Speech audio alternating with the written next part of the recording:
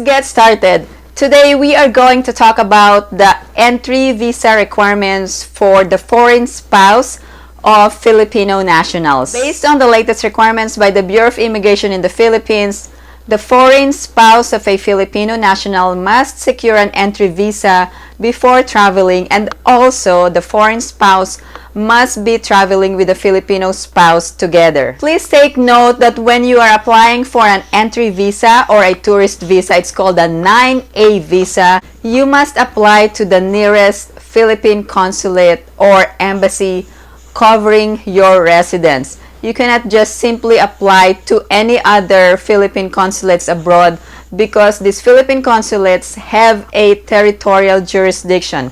For example, I am living here in Las Vegas, Nevada, and the Philippine consulate covering my residence or within the territorial jurisdiction of a Philippine consulate is the one located in Los Angeles, California. So I cannot apply to a Philippine consulate in San Francisco, California because that consulate does not cover Las Vegas. So I can only apply on the Philippine consulate covering my residence. Let's go over to the reminders for all visa applicants. The visa requirements that I will be discussing in this video are based on the requirements posted in the Philippine Los Angeles Consulate website. So the visa requirements might be different from this video to the one that is actually posted in the Philippine Consulate covering your area of residence. However, I will be discussing the general requirements that I believe is uniform for Philippine consulates abroad. All visa applications and requirements must be sent by mail or courier. Do not use FedEx. The consulate will only accept machine-readable passports that are valid for at least 6 months or beyond. Also, you must have at least one blank page for the visa requirement on your passport. The visa officer can request additional documents whether or not a visa can be issued to the applicant. Also, let's talk about the processing time. Depending on the applicant's circumstances, visa processing will take 5 to 7 business days, excluding the time it will take for the applicant's passport with visa sticker to be mailed. The application may require clearance from other government agencies in the Philippines. Adjust your travel schedule accordingly. It is suggested that a ticketed reservation or a paid ticket be made only after the issuance of the visa. Also, no refund of the visa fee will be given once the visa application has been denied or the visa has not been used during its validity period. Okay, so here are the requirements of a 9A visa or a tourist visa or an entry visa of a foreign spouse of a Filipino national. Number 1, requirements must be submitted by mail or courier. Do not use FedEx. Number 2, per Bureau of Immigration regulation, the marriage must be valid according to the laws of the Philippines. Also, please report your marriage if you are going to apply for an entry visa. Some Philippine consulates abroad deny the entry visa because the marriage has not been reported. Although this may not be a requirement, it is important that you report your marriage to the Philippine consulate. Number 3, fill out the application form for the entry visa. I'm going to send the link below for a copy of that PDF of the application. Also, you are going to send or mail an original and photocopy of your passport that has a validity of 6 months and beyond of the proposed stay in the Philippines. Also, you are going to need a 2x2 photo taken within the last 6 months, and please have a white background on the photo. Also, please sign on the front of the photo before attaching to the application form. This is a requirement by the Philippine Consulate in Los Angeles, but it may differ when you apply to a different Philippine consulate abroad. You are also going to submit a photocopy of the applicant's proof of round-trip ticket or unpaid reservation. Let's go over the proof of financial capacity.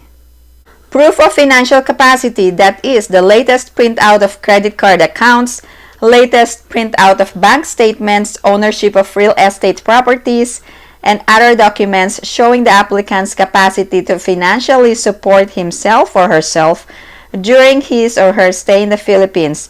You will need more than one type of proof of financial capacity. Also, Philippine consulates abroad do not accept credit card payments or debit card payments or personal checks. I'm not sure why, but it is a lot of inconvenience to submit payments to Philippine consulates abroad. What they require is a cashier's check. Usually there is a fee when you get a cashier's check. And also you can use a postal money order, and it must be payable on the name of the Philippine Consulate Los Angeles or other Philippine consulate abroad, and the amount of the visa fee is $30.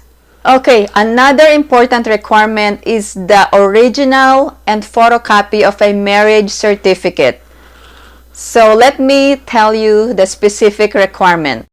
Original and photocopy of proof of marriage, such as the PSA or Philippine Statistics Authority or National Statistics Office marriage certificate or marriage certificate issued by the county or state, and the valid Philippine passport or PSA NSO birth certificate or dual citizenship documents of the Filipino spouse.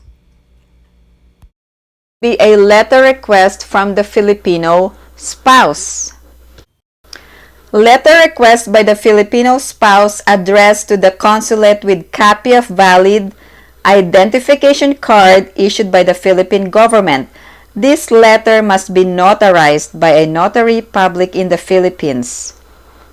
So here is the updated requirement for the Filipino spouse. So previously, last year, there was no requirement of this one, but now the Philippine Consulate is requiring it. So I'm going to go ahead and read the full text of this requirement. Documentary proof that the Filipino spouse is in the Philippines, such as barangay or municipal certification, certificate of employment, notarized affidavit of appearance with a photo of the spouse holding a current newspaper, etc.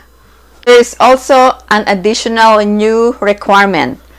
If traveling together with a Filipino spouse, the names of both the applicant and the name of the Filipino spouse must appear on the airline booking. The last requirement is a return envelope that is self-addressed with prepaid postage, priority mail with tracking number. If in the Philippines and the visa holder wants to extend beyond the 59 days, he or she can file with the Bureau of Immigration or the immigration office near the place of residence in the Philippines. Also, do not forget to pre-book your quarantine facility for at least 6 nights.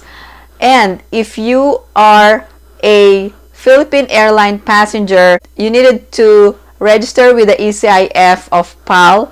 And if you are a passenger of a foreign airline other than PAL, you needed to register with PAD Lab. If you have any other questions or comments, please post them down below and I will get back to you as soon as I can. Also, please don't forget to like this video, and if you haven't subscribed to my channel, please subscribe and hit that notification bell. I hope everyone is staying safe and have a great day. Thank you guys for watching, and please watch my other videos and playlist as well.